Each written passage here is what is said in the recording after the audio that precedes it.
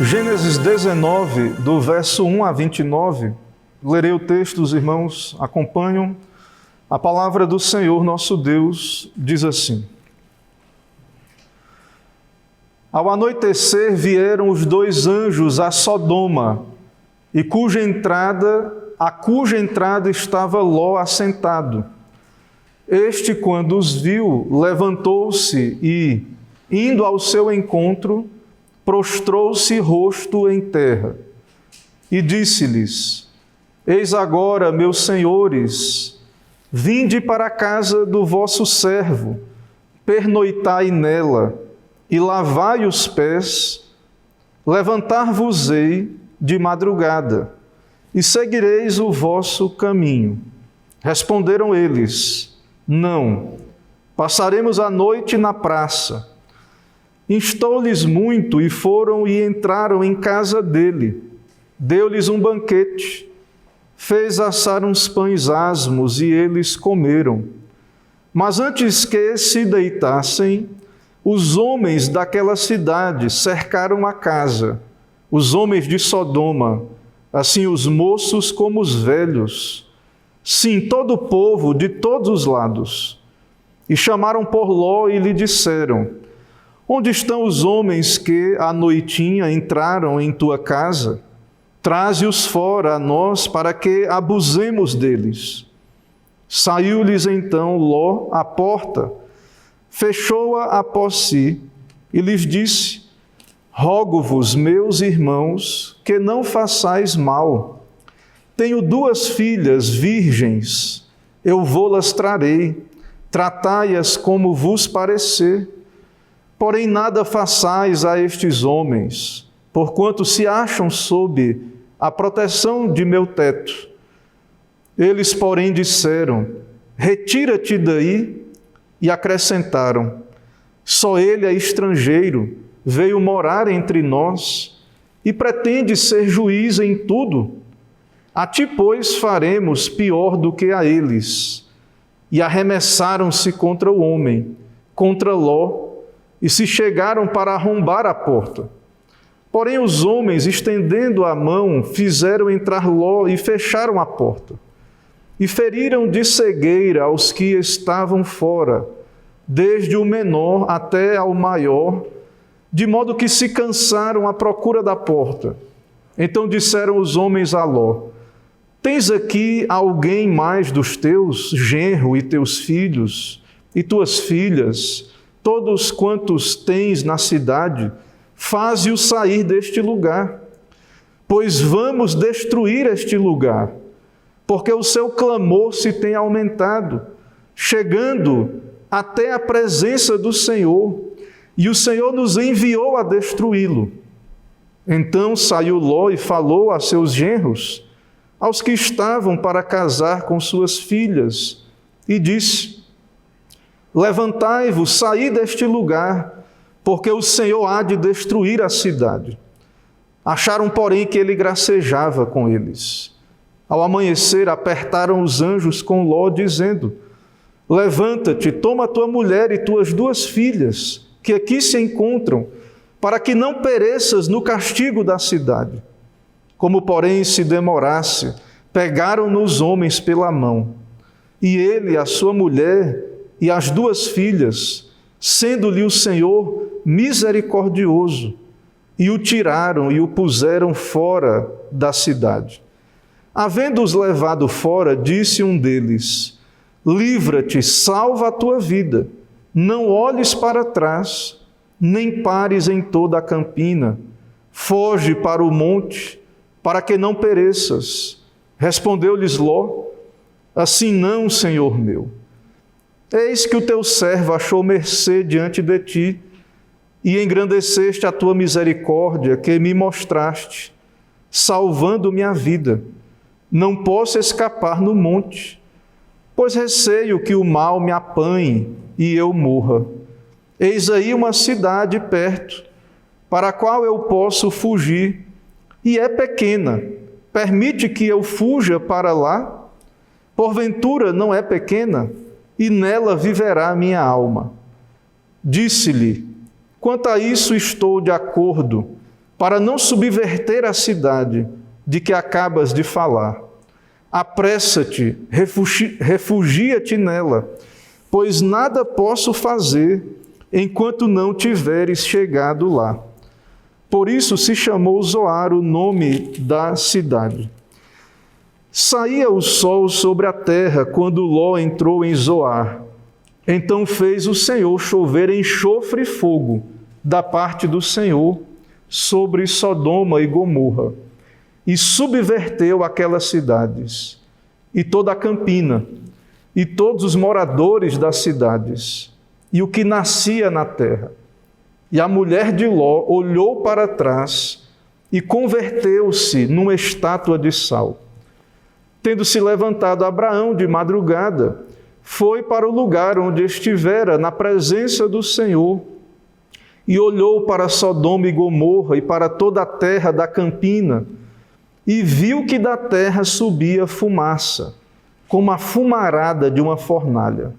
Ao tempo que destruía as cidades da campina, lembrou-se Deus de Abraão e tirou a Ló do meio das ruínas, quando subverteu as cidades em que Ló habitara. Vamos orar, irmãos. Senhor Deus santo, Deus justo e misericordioso, Deus de Abraão, de Isaque e de Jacó, te adoramos. Diante do texto lido, pedimos iluminação. Pedimos, ó Deus, que o Senhor abra os nossos olhos para que contemplemos as maravilhas da Tua lei e que possamos também olhar para Cristo e estarmos refugiados em Cristo. E aqueles que ainda, ó Deus, não fugiram para Cristo, que o Senhor mesmo venha alertá-los e atraí-los e convencê-los da necessidade de irem a Cristo para então serem preservados pelo Senhor no Teu juízo. Assim oramos, pedimos em nome de Jesus. Amém.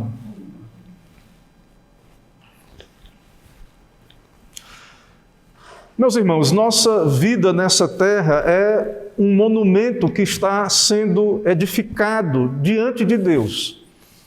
Essa ilustração ela está em várias partes das Escrituras. O apóstolo Paulo, por exemplo, ele diz em 1 Coríntios que nós somos edifício de Deus. O Senhor Jesus Cristo também diz no Sermão da Montanha que nós crentes somos como uma casa edificada sobre a rocha. O fundamento desse edifício não pode ser outro, só pode ser Jesus Cristo. Nós, crentes, pela palavra de Deus, somos chamados, então, a construir sobre esse fundamento. A nossa vida deve estar edificada sobre a rocha, que é Cristo. A vida dos ímpios é comparada nas Escrituras a uma casa sem fundamentos, construída sobre a areia. Mas, irmãos, também com relação aos crentes, apesar de que o fundamento é único, só Cristo é o fundamento, mas o modo como essa casa é edificada não é igual. Há modos de edificar diferentes, ou seja, os edifícios não são iguais, embora o fundamento sempre é o mesmo. Todo crente, todo regenerado, ele está em Cristo, ele tem o Espírito Santo, ele possui uma fé verdadeira, mas a grande questão, quando olhamos para as Escrituras, e, por exemplo, estamos aqui nessa sessão que trata da vida de Abraão e Ló, dois crentes, é o modo como edificamos a nossa vida sobre o fundamento. Qual a qualidade dos materiais? E, principalmente, quando temos em perspectiva o dia do juízo, que é neste dia que será avaliado o modo como estamos edificando nossas vidas aqui. A qualidade do que fazemos aqui, da construção, isso então passará por esse teste do juízo e a obra de cada um vai ser manifesta no dia do juízo. O apóstolo Paulo, falando sobre isso, ele diz que uns edificam usando ouro, outros prata, pedras preciosas, também aqueles que usam madeira, feno e palha. E ele diz: a obra de cada um se manifestará. Na verdade, o dia declarará, porque pelo fogo será descoberta. Então, claro, o crente, ele está salvo, porque a salvação é pela graça. Ele será salvo nem que seja como que pelo fogo. A palavra de Deus é muito clara sobre isso. Mas, de fato, a palavra de Deus nos mostra que há um processo em que estamos sendo santificados, edificando a nossa vida na presença do Senhor. E, meus irmãos, a questão não é como essa casa é bela externamente. Hoje, a humanidade, especialmente nos nossos dias, inventou vários materiais que simulam, que parecem ser materiais bons e não são. A verdade é que o fogo irá provar a qualidade desses materiais, ou seja, o fogo, o juízo de Deus. Ainda assim, percebemos e observamos na vida de Ló que teve uma perca total, perdeu sua família, a sua esposa virou estátua de sal, perdeu a sua casa em Sodoma. Podemos perceber que ele é um salvo, ele é um crente, receberá galardão. O apóstolo Paulo diz também em 1 Coríntios 3, do 9 a 16, o seguinte: se a obra que alguém edificou nessa parte permanecer, esse receberá galardão. Se alguém fizer uma obra que permanecer, ótimo, será galardoado. Se a obra de alguém se queimar, sofrerá detrimento, mas o tal será salvo, Paulo diz. Todavia, como que pelo fogo. Não sabeis que vós sois o templo de Deus, a igreja, nós somos o templo de Deus, e o Espírito de Deus habita em nós? Desse modo, irmãos, todos os crentes, todos os regenerados, todos aqueles que estão em Cristo, serão salvos. Mas observamos pelas Escrituras e sabemos pela experiência cristã que os salvos não vivem de igual modo nesse mundo. É o que vemos na vida de Abraão e na vida de Ló. E trago essa pergunta ainda aqui nesta introdução. Devemos fazer esse autoexame? Isso é bíblico? Cristo nos chamou a isso lá no Sermão do Monte, quando ele fala da casa na areia e a casa na rocha. Então nós temos, cada um de nós, que examinar as nossas vidas. Como estamos edificando as nossas vidas? Qual tipo de material? São os princípios de Deus? São as doutrinas bíblicas?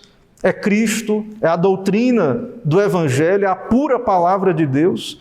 Ou há valores mundanos? Ou há outros princípios em meio àquilo que cremos? Há outras influências em meio à nossa fé? Então, o fundamento tem que ser Cristo, não pode ser outro. Tem que ser Cristo apenas. Mas, irmãos, a conversão, que nessa ilustração, a conversão é pôr o fundamento. Quando alguém se converte, o fundamento está posto na regeneração. Mas a conversão, a regeneração, não acaba a obra. Não acabou ainda não. A obra ela não está encerrada. O fundamento foi colocado. Você não vai ficar depois colocando fundamento sobre fundamento. Você vai construir parede, colocar janela, porta, fazer o teto da casa. E isso, então, nessa ilustração bíblica, isso acontece nesse processo, então, nessa caminhada com Deus, nessa obra. Então, a conversão é importantíssima, é a base, é o fundamento. Se não há conversão, se alguém não está em Cristo, tem que voltar, tem que ser evangelizado, tem que voltar ao princípio, se arrepender, crer, ser humilhado e então receber o Espírito Santo para que essa obra seja iniciada em sua vida. Mas aqueles que se converteram não devem achar que a vida cristã consiste em apenas o seu início, ou se tornar membro da igreja, e isso é apenas o começo da obra. Claro, o início é crer em Cristo, se arrepender e crer, submeter a palavra de Cristo, e com isso o fundamento será lançado. E então, agora vamos construir. Construir como? Pelos padrões da palavra de Deus, com materiais nobres, a partir da doutrina de Cristo, do Evangelho. A partir disso, fazer boas obras para a glória de Deus, em submissão à palavra. Essas obras é que vão nos acompanhar para a eternidade. Boas obras que fluem da graça, do fundamento que é Cristo, de uma vida transformada, de uma piedade bíblica, obras fiéis à palavra. São essas as obras, irmãos, que irão permanecer para a eternidade. E aí eu volto para a pergunta: como nós temos edificado nossas vidas, né? E que tipo de vida cristã nós queremos viver? Ser salvos apenas como que pelo fogo? Os ímpios terão perca total. Um crente que vive, então, de qualquer maneira, tristemente vai se parecer muito, né? Vai ser salvo, mas o seu edifício será perdido, né? As suas boas obras, digamos assim. Então, claro que um crente, eu creio, orientado pela Bíblia, ele não vai se contentar em viver uma vida cristã de qualquer maneira. Irmãos, eu não estou argumentando aqui sobre perfeição cristã. Nós sabemos que não seremos perfeitos aqui nessa vida. Mas a vontade revelada de Deus diz: essa é a vontade de Deus, a vossa santificação. 1 Tessalonicenses 4:3. Eu estou falando dessas coisas porque precisamos observar aqui no texto a vida de Abraão, que é crente, teremos também a vida de Ló, também observaremos a mulher de Ló, que, embora relacionada à aliança, era ímpia, incrédula e pereceu no castigo da cidade. E temos também aqui no nosso texto o modo como os ímpios de Sodoma e Gomorra viviam. Então, vamos observar essas coisas, ver como essas coisas se aplicam a nós, o contraste entre a vida de Abraão e Ló e dos dois, entre a vida dos dois crentes, um crente maduro, um crente forte, digamos assim, um crente fraco, e aqueles que estão alheios à graça, os ímpios. São diferenças que precisamos perceber, notar em nosso texto. Uma diferença inicial que eu quero apontar, antes de entrarmos aqui na argumentação do próprio texto, ainda nesse momento, chamar a atenção dos irmãos. Veja que Abraão e Ló, eles têm em comum a hospitalidade, mesmo que Ló tenha limitações, mas Ló, crente, absorveu o estilo de vida ímpio dos sodomitas. Ele abandonou o estilo de vida peregrino de Abraão, ele se tornou então ali alguém que absorveu grandemente o estilo de vida dos ímpios. Ele era justo, mas se envolveu com os valores. Outras coisas passaram a compor o seu pensamento, o seu modo de servir a Deus. Ele focou em vantagens materiais, questões carnais. Quando ele escolheu ir para Sodoma, isso revelou, embora crente, uma visão carnal, algo que não foi conduzido pela fé ou por oração ou qualquer coisa nesse sentido. Então, um crente que demonstra fraqueza no seu relacionamento com Deus, na sua relação com a palavra, mas ainda assim um crente. E volto a dizer, irmãos, não estou defendendo perfeccionismo cristão. Todo crente luta com fraquezas. Cada um de nós temos áreas da nossa vida que estamos lutando particularmente. Talvez haja uma área na sua vida que, depois da conversão, você já venceu rapidamente. Mas ainda há outras áreas a serem santificadas, enquanto outro irmão luta com questões em outras áreas. A questão é que não devemos nos acomodar, mas lutar contra o pecado. Essa é uma verdade que veremos aqui no nosso texto, e não nos contentar com o envolvimento ímpio. O crente, nós como crentes, há um tipo de envolvimento lícito que devemos ter como crentes, mas há situações em que há um tipo de envolvimento com esse mundo que ele acaba extrapolando aquilo que seria útil para nós e para o bem da nossa vida espiritual, da nossa família, da igreja e etc. É o caso da mulher de Ló, que se envolveu tanto que, quando veio o juízo, o coração dela estava na cidade. Irmãos, diante disso, nós iremos caminhar nesse texto a partir do seguinte tema: a destruição de Sodoma é um tipo do juízo final. A destruição de Sodoma é um tipo do juízo final. Em primeiro lugar, nós veremos que a paciência de Deus antecede o juízo. Versículo de 1 a 9, já lemos aí, é a chegada dos anjos. Esse trecho, versículo de 1 a 9, ele trata da chegada dos anjos e o modo como Ló recebeu esses anjos na entrada da cidade. Tudo indica, a princípio, não sabendo que eram anjos, a hospitalidade de Ló. Então lemos aí, anoitecer vieram os anjos e etc., que já lemos aí antes de iniciarmos a mensagem. Irmãos, esses anjos chegaram aí enviados por Deus, observamos no sermão anterior, para então Deus irá julgar a cidade, como disse, não é um julgamento precipitado.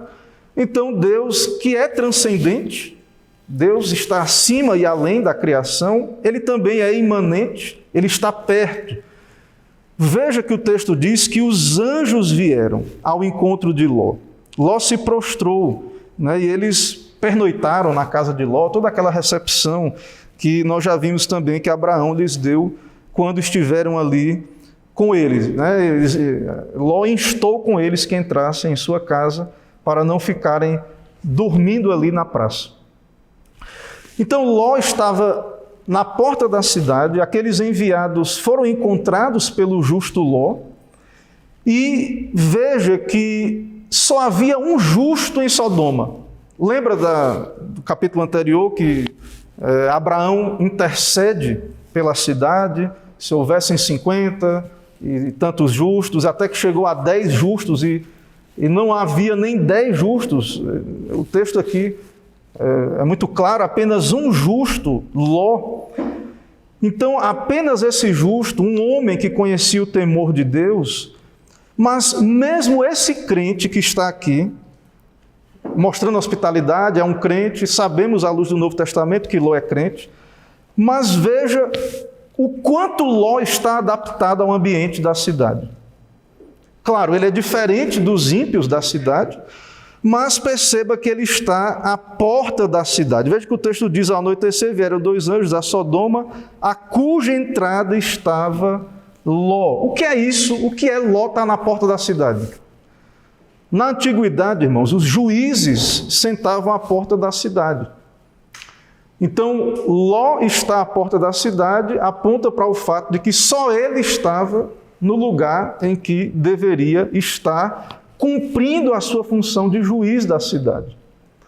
E também pronto para exercer a hospitalidade. Então, isso está aí, você percebe aí do versículo 1 ao versículo 3, que ele está sentado à porta e ele insiste com os viajantes, no caso nós sabemos os anjos, que durmam em sua casa. Ele vai exercer a hospitalidade para estrangeiros. O nosso ponto aqui, é claro, é a paciência de Deus, né, que antecede ao juízo, a misericórdia de Deus, a sua paciência. E essa paciência é vista a partir do verso 4, quando vemos, irmãos, como a maldade se tornou universal em Sodoma. Então, a partir do verso 4, o texto nos diz que, sim, Ló recebeu aqueles homens, eles estavam em sua casa, e veja que homens de todas as idades cercaram a casa. Verso 4, moços como velhos, todo o povo cercou a casa. Um povo mau, ímpio, e a sua maldade expressa especialmente em que Deus os entregou a paixões infames. Homens impuros, imorais, queriam abusar daqueles viajantes, queriam então, uma linguagem bíblica, né, conhecer aqueles homens, ter contato íntimo com aqueles homens, abusando daqueles visitantes. Então, e aí veja o contraste da hospitalidade de Ló, mesmo nas suas dificuldades, lutas e fraquezas como crente, mas veja como os ímpios vivem, o estilo de vida dos ímpios. Todos corrompidos, a corrupção, não estão à porta da cidade, não exercem a hospitalidade. Ló tenta argumentar com eles para que não tratem mal aqueles homens. Eles buscam os homens, aí verso 5, para abusá-los. Ló sai no verso 6 em diante e argumenta com aqueles homens. Usa até um expediente desesperado, oferecendo suas filhas, no verso 8, e é desprezado por aqueles homens e tudo mais. Então, são homens obstinados, homens entregues às suas paixões infames. O pecado de Sodoma, é claro, não é apenas o sexual, há nos profetas, em outras passagens, vários apontamentos sobre opressão social e outros pecados. Mas, irmãos, a depravação nessa área sexual, essa depravação, ela é uma evidência muito grande de que, de fato, essa sociedade já está debaixo de um juízo. Deus os entregou a essas paixões infames e vemos, então, isso de modo generalizado. E isso tudo está aqui também para percebermos o quanto Deus foi paciente, até que veio o juízo. Veja o grau de maldade, de iniquidade, que Deus, na sua paciência, tolerou antes de que, de fato, o Senhor enviasse fogo do céu. E vemos aí também o próprio Ló, né, tentando resolver a questão de uma maneira meio esquisita, estranha, oferecendo suas filhas para estes homens. Ele foi colocado ali numa encruzilhada moral, né? Ele tem que exercer hospitalidade, e ele conhecia a maldade daqueles homens, e ele acaba então, ao invés de confiar em Deus, no livramento de Deus, ele coloca os pés pelas mãos e oferece aí suas filhas, e Deus, claro, traz um livramento. Isso não aconteceu pela misericórdia de Deus. Então, a paciência de Deus, ela antecede o juízo, é isso que vimos aí, do versículo 1 até o versículo 9, o quanto Deus pode ser paciente com uma sociedade corrompida antes de enviar o seu juízo. Irmãos, em segundo lugar, nós veremos que a misericórdia se manifesta em meio ao juízo. A partir do verso 10 ao versículo 14, a misericórdia de Deus se manifesta em meio ao juízo, certo? Então, Ló, ele é rejeitado pelos homens da cidade, na tentativa de impedi-los de possuir e abusar daqueles homens. Os homens, então, livram Ló, o trazendo para dentro da cidade, e ferem de cegueira aqueles homens, no verso 11. E eles avisam a Ló. Eles ferem aqueles homens, a partir do verso 11, eles avisam a Ló o que irá acontecer, que aquela cidade irá perecer. Irmãos, isso é um padrão bíblico. O que vemos aqui é um padrão bíblico. Deus é um Deus que irá exercer sua justiça finalmente, mas em meio ao juízo o Senhor exerce misericórdia. E isso é citado, por exemplo, pelo apóstolo Pedro. Esse caso de Ló, isso é citado em 2 Pedro 2, de 6 a 9, falando dessa exata cena. O apóstolo Pedro, ele diz: e condenou à destruição as cidades de Sodoma e Gomorra, reduzindo-as a cinza e pondo-as para exemplo aos que vivessem impiamente. Então, Sodoma é um tipo do juízo final, conforme argumentamos no nosso tema. Pedro diz que Deus condenou-as, pondo-as para exemplo aos que vivem impiamente. E livrou o justo Ló. Então, em meio ao juízo, Deus livrou o justo Ló, enfadado da vida dissoluta desses homens abomináveis, porque esse justo, habitando entre eles, afligia todos os dias sua alma justa, por isso que via e ouvia. Então nós vemos que todos eram ímpios ali, é uma cidade tomada de impiedade. Essa impiedade, como disse, não é apenas sexual, é uma corrupção, uma depravação de suas naturezas completas, essa depravação era manifesta em opressão social, arrogância, falta de piedade para com os necessitados, falta desse cuidado aí, e também um indício gravíssimo, né, dessa depravação, o pecado da homossexualidade. O pecado que recebe um destaque nesse sentido, porque a Bíblia diz então que quando Deus entrega o homem a si mesmo, então ele chega a esse extremo de perverter essa área sexual. Perverter, degradar a intimidade que Deus estabeleceu para o matrimônio entre homem e mulher. Então eles queriam conhecer os anjos. Você vê ali paixões desordenadas, viviam para satisfazer a carne. Paulo diz em Romanos 1, 24, Deus entregou os homens maus, as suas concupiscências, a imundícia do seu coração, para desonrarem os seus corpos entre si. Mas, irmãos, onde é que tem a misericórdia aí, em meio ao juízo, né? Que é o ponto do nosso argumento aqui. A própria presença dos anjos e a mensagem dos anjos para Ló, que está aí no verso 13. Qual é a mensagem? Qual é a pregação que Deus manda através daqueles anjos para Ló?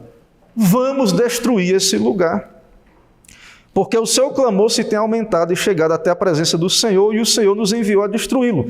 Isso é uma misericórdia. A notícia de que Deus vai julgar essa terra. Isso, irmãos, os pecadores ouvirem isso, esses alertas da Bíblia, de que virá um juízo, de que Deus vai julgar, nisto ainda há misericórdia. Ou é uma manifestação de misericórdia. Então, a mensagem de Deus para Ló, de misericórdia, é: saia desse lugar. Irei destruir esse lugar. E nessa mensagem há uma oportunidade, que é o que ele diz no verso 12. Os homens disseram a Ló: tens aqui alguém mais dos teus? O genro, teus filhos, tuas filhas, todos quantos tens na cidade, faze-os sair deste lugar. E por consequência disso, Ló alerta a sua família. Ló dá o alerta: sair desse lugar. Veja o verso 14. Então saiu Ló e falou a seus genros que estavam para casar com suas filhas e diz: levantai-vos, saí deste lugar, porque o Senhor há de destruir a cidade. Porque o Senhor há de destruir a cidade. Acharam, porém, que ele gracejava com ele. Então, a destruição está às portas, Deus irá julgar essa terra, Deus iria julgar Sodoma e Gomorra, e Deus envia ainda o alerta. O alerta é soado. Mas veja que aqueles genros de Ló eram ímpios, né? Eles gracejavam, achavam que Ló estava perturbado, estava louco. Mas Deus manifestou misericórdia a Ló. Não porque Ló era bom ou tinha, por boas obras de Ló, vemos que Ló é pecador, vemos vários defeitos, mas porque é crente, é salvo pela graça. Então sabemos que Deus lhe concedeu misericórdia por causa de Cristo, era crente. Ele fugiu para Cristo. Por si mesmo, irmãos, é óbvio pela leitura de Gênesis que Ló em si mesmo é indigno da misericórdia. Mas Deus lhe foi bondoso. Ainda que o argumento nosso aqui, e vemos no texto, e usando a ilustração do edifício que vimos na introdução, Ló é salvo como que pelo fogo. Veja que Ló é praticamente arrastado, e muitas vezes aqui é um tipo do modo como nós crentes, né, somos salvos. Então veja que Ló, sabendo da maldade da cidade, sabendo do juízo de Deus, veja que ele ainda é lento, ele tenta argumentar com seus parentes, mas foi necessário que os anjos apertassem com Ló. Verso 15. E no verso 16 diz que ele se demorou, verso 16, como porém se demorasse, pegaram-no os homens pela mão, a ele, a sua mulher e as filhas, sendo-lhe o Senhor misericordioso, e o tiraram e o puseram fora da cidade. E continuou o alerta, né? Livra-te, salva a tua vida, foge, corre e não olhe para trás. Então, baseado nisso e no nosso ponto e argumento desse tipo de edificação de vida ou de salvação, o crente fraco é salvo como que pelo fogo. E Abraão, claro, e quando falamos crente fraco, irmãos, não quer dizer, volto a dizer, não acreditamos em plena santificação, todos os crentes têm lutas e fraquezas, mas vemos, por exemplo, contrastando com Abraão, que embora Abraão também não era perfeito, foi alguém que andou com Deus e que andou num processo de santificação mais eficiente, digamos assim. Ele desenvolveu a sua salvação. Tomou decisões baseado na palavra de Deus, andou pela fé e tal. E Ló, ele, crente que era, mas sofreu muito. Muitas aflições vieram sobre ele por conta de escolhas, estilo de vida, e coisas que podemos observar no relato bíblico. Mas Deus é misericordioso, Deus tirou Ló de lá, o Senhor ouviu, lembra a intercessão de Abraão?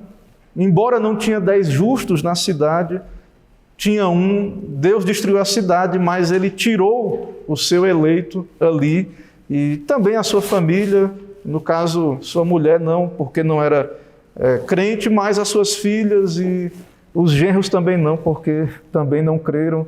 Então toda essa ideia aí podemos ver no texto. Irmãos, em terceiro lugar, o terceiro ponto do argumento é: fora de Cristo não haverá livramento. A partir do verso 24, na sequência aí veremos que fora de Cristo não haverá livramento. Então, a partir do verso 23, mais especialmente aí no verso 24, vem o juízo. Fez o Senhor chover enxofre e fogo da parte do Senhor sobre Sodoma e Gomorra e subverteu as cidades. Ou seja, toda aquela região foi devastada, todas as pessoas. E aqui, irmãos, é um tipo do juízo final, do fim dos ímpios. Então, nós temos aqui um juízo temporal, localizado em Sodoma e Gomorra, mas que aponta, é algo que vai acontecer, essa terra passará por esse juízo de fogo. Então, olhando para esse texto de Sodoma e Gomorra, aqui temos um pequeno exemplo do que vai acontecer finalmente na volta de Cristo. E isso também nos é revelado no livro de Apocalipse. Apocalipse fala sobre isso, que os ímpios beberão do vinho da ira de Deus, não misturado no cálice da sua ira, e serão atormentados com fogo e enxofre, diante dos santos anjos e diante do Cordeiro. E veja, Apocalipse diz: e a fumaça do seu tormento sobe para todo sempre, e não tem repouso, nem de dia nem de noite, os que adoram a besta e a sua imagem. Então, aqui João diz em Apocalipse, está a paciência dos santos, os que guardam os mandamentos de Deus e a fé em Jesus Cristo. Porque fora de Cristo é isto que vai acontecer a toda a terra. No juízo final, meus irmãos, virá então, agora não mais com água, como foi no caso do dilúvio, um juízo universal da antiguidade, mas a palavra de Deus é muito clara que os céus e a terra que estão aí diante dos nossos olhos, que agora existem, pela mesma palavra se reservam como tesouro e se guardam para fogo até o dia do juízo. Pedro diz isso, 2 Pedro 3,7, que essa terra então será julgada, passará por fogo. Ou seja, a terra toda enfrentará o fogo do juízo de Deus. E como é que nós temos que viver, irmãos, à luz disso, à luz dessa verdade, desse juízo? Nós temos exemplos históricos aqui em Gênesis. Nós temos aqui no caso de Sodoma e Gomorra. Nós temos então o caso em que vemos que Abraão intercedeu por Ló. Abraão, como um tipo de Cristo, Ló precisou fugir da cidade por sua vida.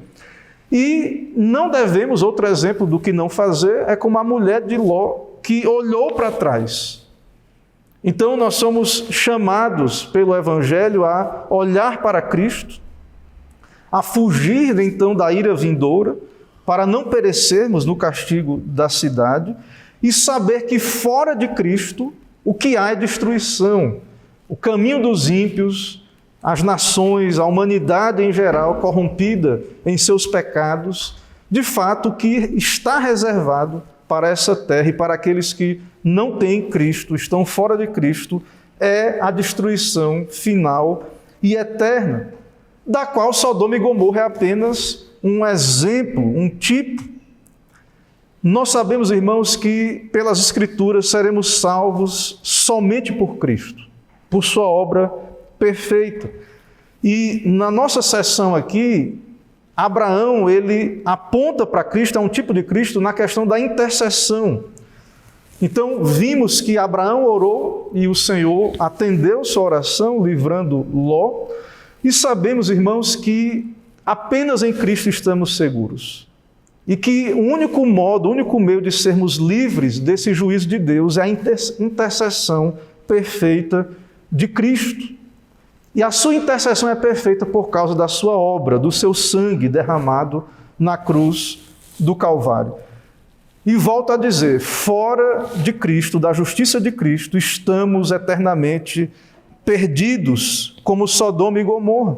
Não sobrou ninguém.